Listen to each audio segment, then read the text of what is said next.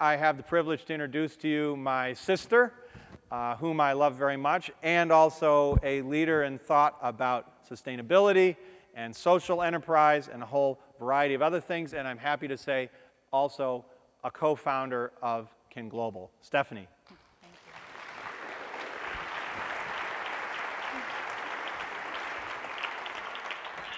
So I asked the question, is your brain full yet? Have we given you enough good ideas? Because you know here at Kin Global, we like to give you so many good ideas, and just when you think you can't even remember, I mean, doesn't it seem like Slava Rubin's talk was a long time ago? We're going to give you 2 more really good ideas, completely different. One, a social enterprise in the United States called We Are the Mighty, founded by David Gale. It's an organization that has created a media brand to give a voice to our servicemen and women and veterans. The other organization is from Afghanistan. It's a social enterprise that gives opportunities in jewelry making and digital literacy to the Afghan population. 2 completely different, but we like to do that here, and we're going to find connections, I'm sure about it, in the panel. And one thing I know that they have in common is that they're both mission-driven, and they're both using market forces to drive social change. So just in case anybody's snoozing a little bit, we're going to roll a video to introduce We Are the Mighty, pump up the volume a little bit, and then introduce the founder, David Gale. Can we cue the video?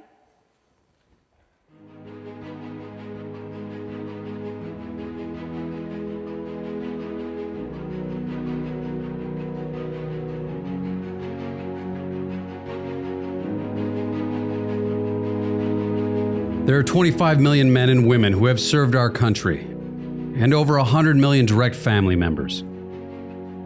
Americans have shown their appreciation in many ways. As a nation, we have never been more focused on this community, more committed, and we want to do more.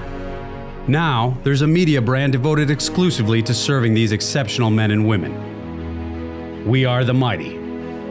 Authentic military-themed content consistently strikes a chord with audiences, and We Are the Mighty is the first brand focused exclusively on the lifestyle and stories of this exceptionally large community. Through a vast network of digital, mobile, and traditional platforms, and powered by social media, we directly connect to a passionate and loyal audience. The We Are the Mighty brand stands for authentic, quality entertainment that is funny. Meet Jimmy! He's really handsome! Hi! Yo, nice job, Cupid. Now no one's buying drinks. Exciting. Tag along with me as I do some of the most heart-pounding, adrenaline-pumping, high-octane jobs there are. My name's Ryan Curtis, and this is Oscar Mike. Inspirational. So the Miss Fetch in America competition was created to be that catalyst to raise awareness for the rising numbers of homeless women veterans and their children. And powerful. The reason why I'm so big into fitness now, it relates directly with sobriety. My life has only gotten better. The media industry is transforming at a remarkable pace, with successful new entertainment brands emerging to satisfy audiences and advertisers quickly adapting to reach them. With 80% of enlisted personnel part of the millennial generation, We Are the Mighty is in a unique position, allowing advertisers to directly tap into a tech-savvy community that enjoys extensive buying power, influence, and loyalty to the brands that serve them.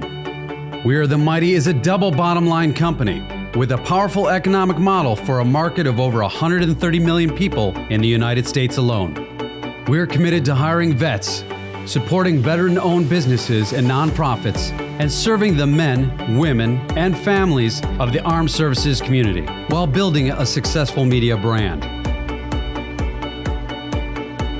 Our military personnel and veterans have always committed themselves to serving the ideals of our country.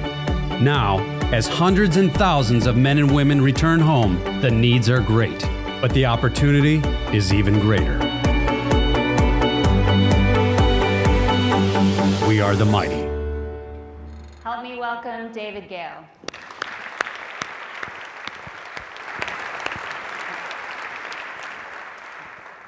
Right here? Goodness. So, David, you're the founder of We Are the Mighty. You spent 18 years at MTV. And I did a little Google search on you, and you're a producer of such films as Jackass and Beavis and Butthead. And well, you fit Election in there too, and some really, good ones. How do you make... In the eyes of the beholder. How do you make the transition from a very successful career in MTV, then moving to a mission-driven organization like We Are the Mighty and serving our military? Well, my whole life has always been a bit of a dichotomy between what I've done in my professional life, which is usually, traditional. I was a lawyer and I became a film executive. And on the other hand, I was really involved in building a not-for-profit camp for kids affected by HIV and AIDS. And I always thought, how do you bring these kinds of concepts together? It's very, very difficult to see a proper business model and something that sort of can serve the public good. So when I left MTV after spending 18 years and loving it really, I had this epiphany. It was just something that just comes. You never know why, but it was a series of events. Somebody sent me a music video thinking I'd get it to MTV, and it was all veterans in a band, and they had 150 million views on YouTube. And stuck in my head, and 2 days later somebody sent me a documentary about 5 severely disabled vets who learned stand-up comedy from famous comedians like Zach Galifianakis and Louis Black. And I thought to myself, well, there's nothing more powerful than a brand in media. You have Disney, you have MTV, you have new brands like Vice. And you realize that the power to sort of change things through media is something that is extraordinary. And because of this series of events, I realized that, what would happen if I could create a media brand focused on the military community at a time when I feel like there's a zeitgeist in the military, about the military, but there's so many issues and problems. But the solution to me was not just about creating another not-for-profit, it was about creating a voice for the military community. And so we went about and did a lot of research, went to the Pentagon 5 times, met with various organizations and said, would this work? This is a third of our country is directly related to the military community. So it seemed that there was an underpinning, a proper business underpinning for this, as you saw in the video. Advertisers love it. The American people love it, but there wasn't a structure for that. And I sort of took the model from an MTV, but that was a cable world in 1981 when that was founded. And you look at 2015 and you think, what would that look like? And so, we put together this business plan, raised $2 million back in the fall of this past year, launched in November, are now the second biggest military site on the web, and have built relationships throughout both the military community, the entertainment community, and it's taken off. And it feels like what's most important is that people really want to support it. To have a business with a mission where people say, if this succeeds, it really can change the way people perceive the military, this civilian-military divide you might read about. Americans really don't understand their military community, and sometimes vice versa. So we've hired 9 of our 12 employees are veterans. Everything in front and behind the camera is veterans. And so that's really your part of your double bottom line, correct? A huge part of it, and also because the stories, and a lot has been said about storytelling over this conference, and nothing is more powerful than a story, and if it's told authentically, and it has the kind of voice that people really haven't ever heard before, they'll pay attention. And we think that that's really the model here, and in success, because people are paying attention, advertisers want to be there, it's a great business model, and that makes it much more sustainable. You mentioned business model. You're dealing with multimedia channels right now. You have a successful career at MTV. Now we have all of these different media channels, and frankly, they change every day. So one of the things I found interesting, and actually when Slava saw you, he said, David Gale, MTV, you guys worked at MTV together. And so I saw a little co-inspiration when he said at the end of his talk, how do you define your company, and how are you going to make sure that your company evolves as time goes on so you don't become, and I know that you have an interesting way that you're thinking about, this is our business model now, but how do we continue to evolve? Can you talk a little about that? Sure, and actually I met Slava because when he started Indiegogo, there were 3 of them, and I saw this and I thought, thought, what a great way to develop new projects. I could know right away whether the audience was going to like it or not. And so we put a deal together, and they would, every week, they'd present some of their best projects. And ultimately, I realized that trying to get that through the system at MTV didn't work. But he remembered me because he knew, you know, you were there at the beginning. You saw what this could be. But that was like 7 years ago. And so what you learn is that you really can't see the future, but you have to be part of it. And at the same time, I think you have to be willing to continuously change your model. I quote Jeff Bezos, who says you have to live your life in a state of perpetual beta. And that is so true for the entertainment and media. Live your life in a state of perpetual beta. It never stops changing and evolving. And having spent 18 years at a traditional media company, which at its time was so innovative and so remarkable, but now 30-something years later, it's an old media brand. And to me, that could have evolved. And most established companies need to understand, especially at the rapid pace that media is going at right now, when anybody can pick up a camera. You have drones that can shoot things that would have cost $30,000. And the way to attract an audience is completely different. You just have to wake up every morning and say, what changed today and how do I evolve my business? That's great. So I'm going to now introduce the next panelists. We can get them both out here on stage. Sophia Swire is the founder of Future Brilliance, which is the organization that's in Afghanistan that's working to rebuild lives there and provide job opportunities through making jewelry for the luxury market in Afghanistan. So if we can roll that video, and then we'll welcome Sophia out on stage too.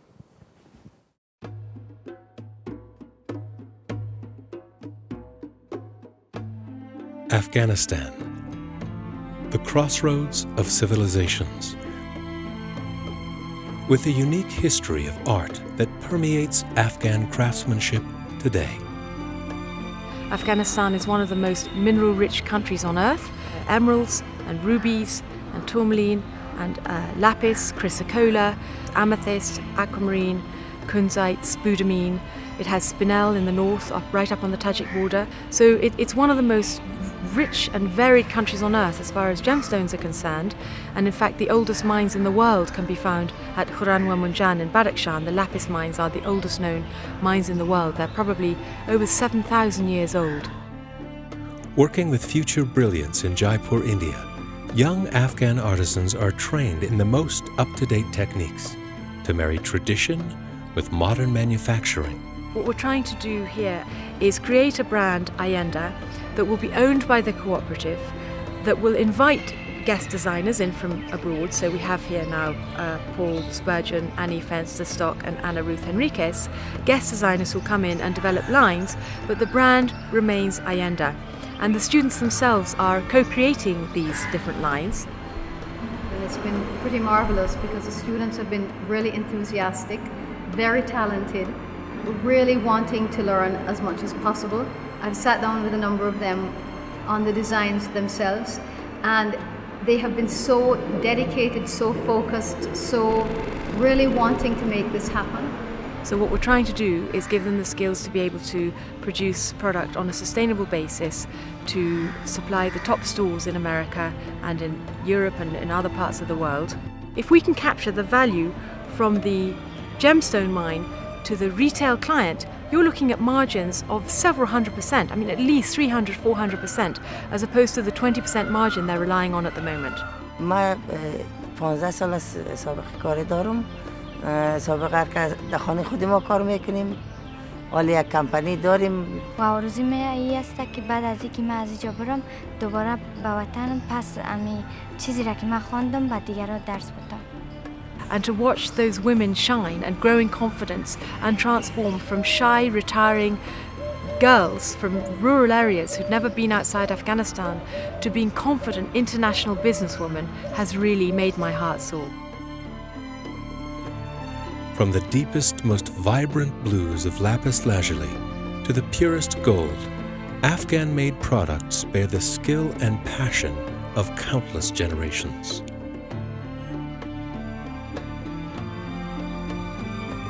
Ayenda, introducing jewelry from Afghanistan. Join me in welcoming Sophia Swire.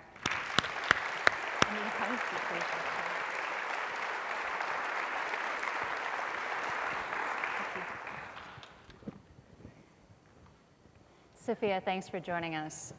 You're the founder of Future Brilliance, an enterprise that's set up to provide opportunities and jobs to Afghanis. This isn't a new passion for you, though. You've spent the last over 2 decades of your life on and off living in Afghanistan and Pakistan, which is quite extraordinary in and of itself. How did you start Future Brilliance? Where did the idea come from? So the idea for Future Brilliance was really inspired by a brilliant young Afghan gem cutter. His name is Rasul Hakakzada, and he's sitting in the front row, right over there. Rasul and his colleague Surai Stanigzai are the inspirations behind the work that I do in Afghanistan, which is really about developing access to markets and helping them develop product that can sell in the international economy. And Rasul and I we've been working together for 8 years actually. I went out to Afghanistan on my last stretch in January 2008 to look at developing job opportunities for artisans, but also to help reform the gemstone sector holistically, to formalize mining, to streamline the export procedures and help the business enabling environment, basically help Afghans untap the local natural resources. In Afghanistan, there's probably $1 billion worth of untapped gemstones. And this is an opportunity for them basically to have sustainable lives and careers. So Rasul and I have been working hard together to basically enable artisans from all over the country to use their local resources. And I think we heard yesterday in the panel on security and prosperity how integrally linked stability is with job creation. And I think you see that when looking around the communities that you work with, correct? Absolutely. Well, what really got me going on this path was when I was 25, I was trekking in the Hindu Kush, and I was asked to stay back and set up a school. Basically, I witnessed firsthand how education and opportunity could transform not only the opportunities for those individuals, but the aspirations of an entire community. So Chitral, which is wedged between Afghanistan and the Swat Valley, remains a bastion of peace surrounded by conflict. And one of the reasons for that is because the graduates of this school are now doctors, teachers, nurses, entrepreneurs. And I think it's absolutely critical that we give young people in conflict zones an opportunity to sustain themselves and their families through job opportunities. So can you explain, there's Future Brilliance, and then Allenda Cooperative is one sort of project underneath that. Can you explain the role of Future Brilliance and the initiatives underneath it? Sure. So Future Brilliance was initially established to take semi-skilled artisans to give them the skills to basically become self-sufficient and independent. So we interviewed artisans from all over the country. Rasul and I think we probably interviewed over 120 artisans from the north of the country, the south of the country, and we chose 36 of the most passionate, dedicated young Afghans who really had the ability to transform the whole sector. And we took them to Jaipur for 6 months of skills enhancement training, and we also gave them the skills to impart what they'd learned to others. So we gave them teacher training skills. And as part of what we were trying to do, we brought 3 international award-winning jewelry designers from the States and the UK, and we worked with them to develop product that could sell, and that became Allenda. So now Rasul and Sturai are busy registering the Allenda Jewelry Cooperative, which will inherit ownership of the Allenda brand from Future Brilliance, our non-profit, and hopefully provide jobs for hundreds of artisans from all over the country, especially ladies, especially women, for years to come. Wonderful. So the idea is to create these enterprises for them to spin off as wholly owned co-ops of Afghan folks, and then you create new projects. That's right. So Future Brilliance is really about investing in workforce development, but also enterprise development. So we're there to basically incubate these ideas and launch them and enable them to become self-sufficient. So it's interesting, I see a connection with you, you're rebuilding communities in Afghanistan, and with you, David, you're kind of rebuilding veterans' lives and showing them, you know, what sort of opportunities they have when they come back. Because the fact of the matter is, you know, what did you say, 80% are millennials now, and they come home and they have, unfortunately, kind of a high unemployment rate. And that's wrong for someone who served our country. So, you know, media like yours can actually transform lives and show people what's possible. Yeah, I mean, I think one of the things is while we can only employ a certain number of veterans, I think the showing veterans in a different light, or the military community in a light that they're not used to seeing, whether it's you're used to seeing the wounded veterans, the sort of stereotypes, the heroes, but you're not really seeing sort of the leadership, the artistry, the sort of talents.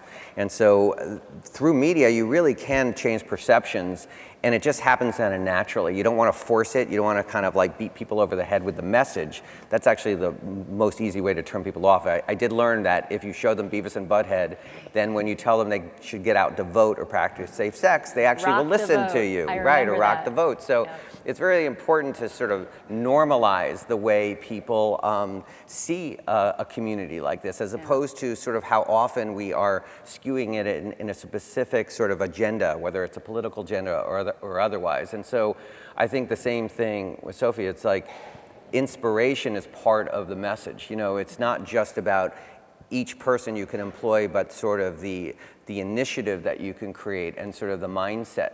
And I think that's where you start to realize the power, especially with media, you know, and telling, you know, the story that you showed here, just right away informs people of something that would be very difficult to articulate if you had to go to every single person. So I just think that this is, you know, especially with the sort of digital media world, social media world, you have that power right now, and it's pretty amazing. I think it's a great message for anyone with a social mission. You entertain, you inspire, and you educate. If you kind of do it in that order, you get your foot in the door and have a more open mind. So funny you say that, because one of the things that we do when we determine what content to make is, does it inspire, does it educate, you know, and does it have sort of a value to people? And so, you know, sometimes it's funny, sometimes it's tragic, or whatever it might be, but it's always about sort of how does it emotionally impact people. And sometimes that's superficial at first, but it doesn't really matter, because the people creating that content, the people who are doing it, really do have a passion,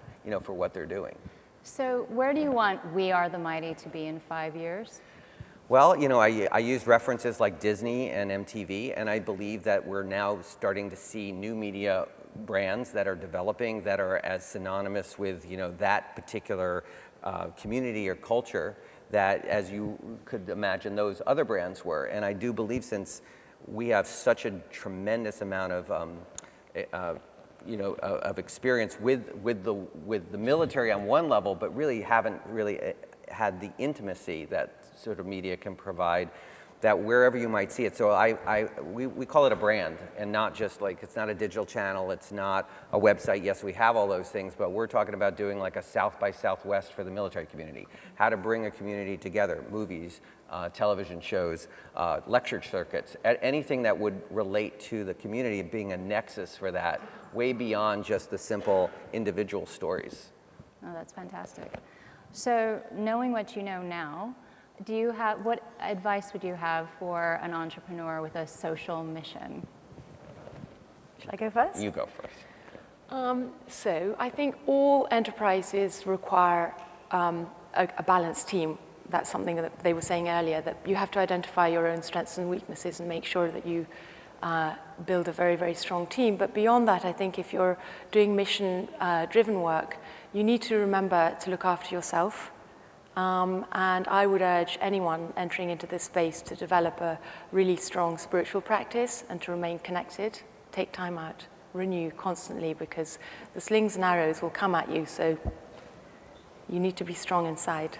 That you do. Yeah. It's, you know, before you came along, Future Brilliance didn't exist. Before you came along, We Are the Mighty didn't exist. And so you have to believe in your idea and build that vision before other people do. And that can take a lot of bravery and a lot of persistence. And you need those backup strategies. David, how about you? Well, and if you have sort of a passion and a vision, it's contagious. That people really want to support that. I mean, especially if it has a social purpose. It's very hard to find people who would say, oh, I don't support veterans, I don't support the military. So you sort of start there and saying, okay, then how can I help?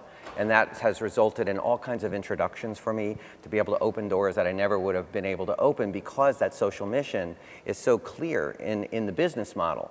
And of course, you know, for our investors, it also has to be a good business model. You can never forget that everybody wants to know the exit strategy. Yes, we're going to be sold in 5 years to some big company and make everybody billions of dollars. But ultimately, that's not what you can do. You cannot live on that. You get up every morning and you think to yourself, why am I doing this? It's so hard all the time. And so the only way to do that is to say, there's a bigger purpose here.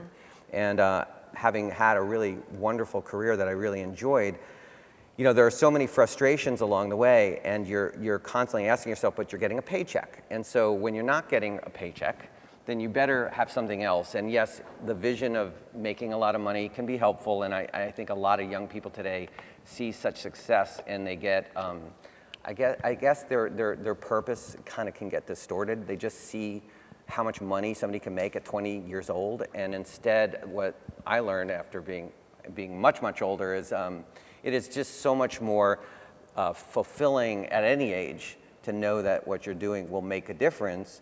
And that doesn't mean you can't make money. You can do well and do good at the same time. Exactly, and maybe the two go together. They do. They actually support each other. We call it a virtuous cycle. So that the more people who actually support this business, the better it does. The more people can be hired, the more it helps helps the community. And so that's, to me, sort of instead of vicious circles. In Hollywood, for example, in most industries are often perceived as zero-sum games. Sort of like somebody's going to win, somebody's going to be number one, somebody's going to be number two, or not get there at all. And I feel like in the world of community, which drives so much right now, sort of that's what Facebook's about. That's the power. You know, that's what an advertiser wants. They want community. They want sort of to be able to build something big. And that is about collaborating. So it really doesn't have to be a zero-sum game at all. Absolutely. I think you wind up hiring better people. They wind up being more passionate about their work because they believe in the mission and the vision. Especially veterans, because that's like we already have it inherently. Every employee comes in and says they know that there's a bigger mission. Yeah. And so I really encourage lots of people to hire veterans for so many reasons. You want somebody who can show up to work on time and tuck their shirt in? Hire a veteran. Absolutely. So, let's see, what other questions do I want to ask? Sophia, you said something a bit earlier I'd like you to dive into because we didn't really have a chance to go over this. You see the luxury market is changing, and can you tell me a bit about how it's changing and where your product fits into that? The jewelry market is worth about $250 billion a year, and the responsible jewelry segment of that is about, I think, $17 billion a year, and the market is growing at about 5 or 6% annually. So Allenda is positioned really to target that fast-growing dimension within jewelry, but it's also driven by an understanding of the millennial consumer, young people who basically refuse to buy things where they don't know where it's come from, or it has some kind of questionable source in terms of people not being paid properly.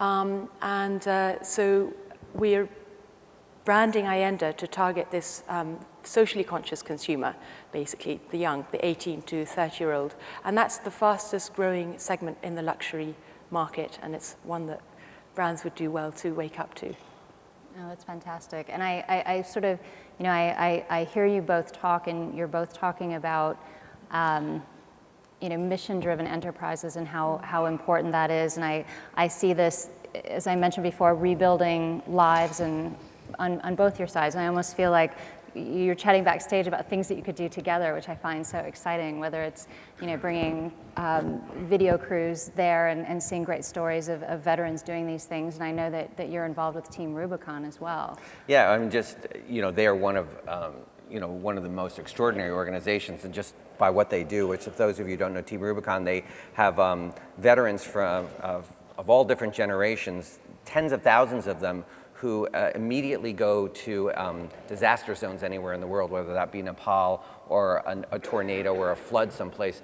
And it's remarkable what, you know, was instilled in these veterans, and that they're willing to go anywhere to do something like that. And to me, that's just another great story. It's funny how we met through your brother, because everybody meets through everybody. Rob. So it's just this, I don't know if that was intentional or not, but he said, you know, so it's not, you know, so these worlds kind of do come together, and these kinds of conferences and ways of meeting people. It's the energy and the desire to help each other is really extraordinary, and it's been this catalyst, you know. And she moved to LA recently, so we'll be good. figuring it out.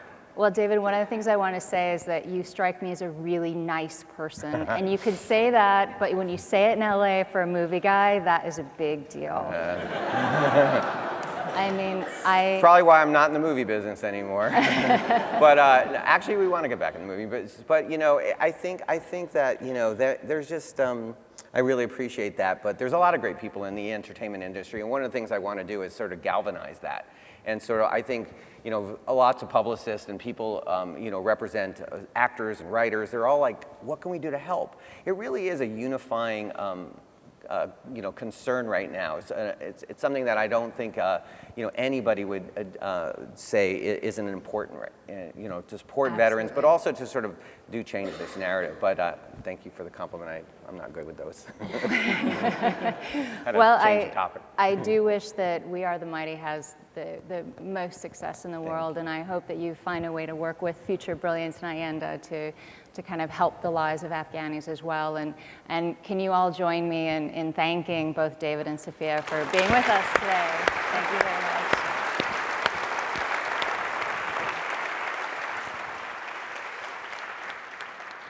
So we're going to do something right now that is a little bit off the program. We had the wonderful opportunity. Where is Rasul and Sarai? Oh, hey, there you are. Wonderful opportunity to have two people with us who have traveled a really, really long way to be here. Both Rasul and Storai got on a plane in Kabul, took it to Delhi, had an 8-hour layover in Delhi, and then made their way to Chicago. This is their very first time in the United States. And I think it was quite brave of them to come on this international stage. So I hope that you join me in welcoming both Rasul and Storai coming from Afghanistan.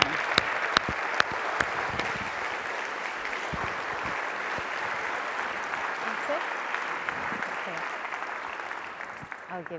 I'll sit over here with you guys, and we'll just do it this way, so we'll be a little bit closer. So I will start with Storai, actually, because a few of you know her. You saw her in the video yesterday. Storai is from Kabul, Afghanistan. She is a jewelry designer. She's a co-founder of Ayenda, that's the jewelry brand, and she also has her own jewelry design company. And my first question for you is, or I'll just ask one question each because we don't have that much time, unfortunately, but with the drawdown of NATO troops and some increasing security concerns coming back to Afghanistan, what do you hope for the women of Afghanistan, and what opportunities do you hope still exist for them? Okay, at the very first, I would like to thank Ken Global to invite me and give me such a golden chance to design the coin for this year. And greetings from Afghanistan, a land of treasure, hidden treasure, and opportunities with 5,000 years of civilization. As a my view, I actually think that there is 1,000 hopes for all women in Afghanistan, and jewelry, especially art field. And as she asked, I'm scared to go back for this period, because I was in Taliban's period. I couldn't study, and I was inside at home, and that's why I'm here today, because I worked very hard to help most of the people around me, that help them to live their dream, same like me. So it will be very, very scary to go back. But education is important, and learning how to do things like jewelry making is something you can do in your home too. Yes, of course. As I said before, jewelry and art is why very good for the Afghan woman, because if it's in every period, in every situation of the lives, if even they have a kids and family, they can do all the works inside the home, like me, because I started from a very, very small workshop at home and started my own business from a $50, and after that, nowadays I'm a very, very with a good experience of jewelry business. Well, you know, we wish you all the best, and Thank we you. know that with very brave women like you, Thank have you a very shot, much. and we're going to be praying for you on this side and offering our support as well. Thank you. Now I'd like to turn over to Rasul. Rasul is the co-founder of Future Brilliance. And Rasul, you're also from Afghanistan, and I can't help but notice that you're a young Afghani male. You're sort of the perfect demographic for the extremists. So the question is, how have you stayed away from that, and what would you recommend to keep brilliant, talented young people like you on the right side? First of all, I'd like to thank the Kin Global very much for inviting us here and giving us the opportunity to be with you guys. And I would like to thank each and every one of the U.S. people, United States people, for the soldiers who served in Afghanistan, providing us security, and for all the U.S. organizations that provided aid for our developments.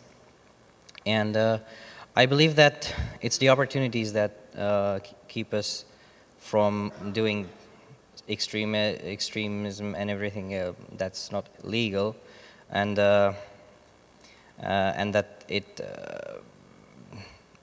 it was a very good. It's very good that we have the support from the United States people and all the other allied people, and that's why because opportunities were provided to us.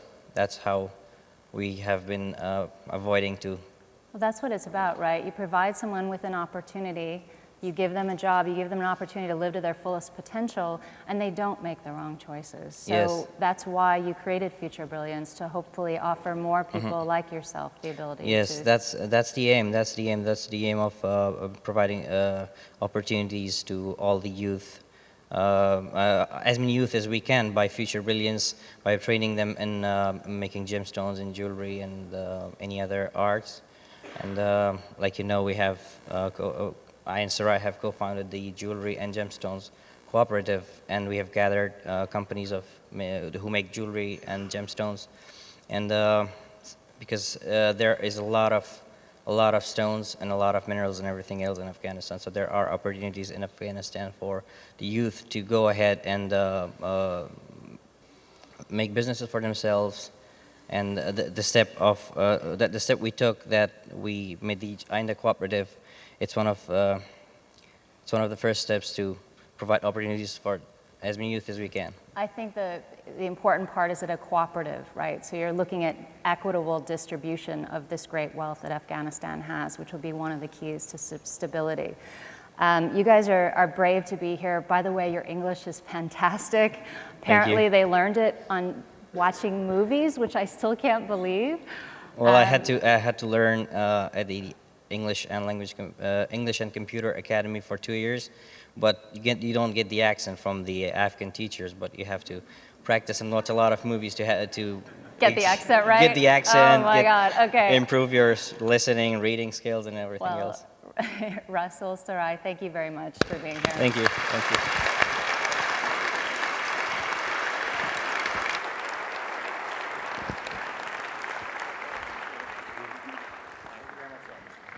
Thank you to our panelists, Sarai, Rasul. Thank you to Stephanie. Thank you to David and Sophia. There's a bigger purpose here. You heard it from all of them. And I must say, in addition to loving my sister, I love all of those people. What a beautiful story. So a couple quick notes. David and Sophia are both kin challengers.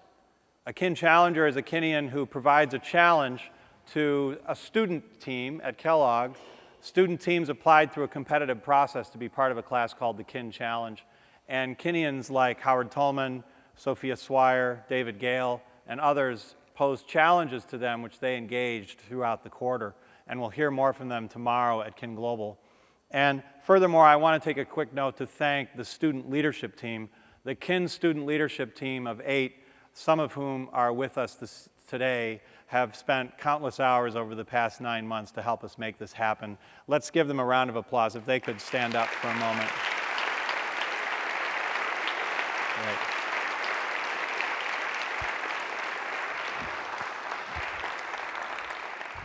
Well done. It means a lot to me.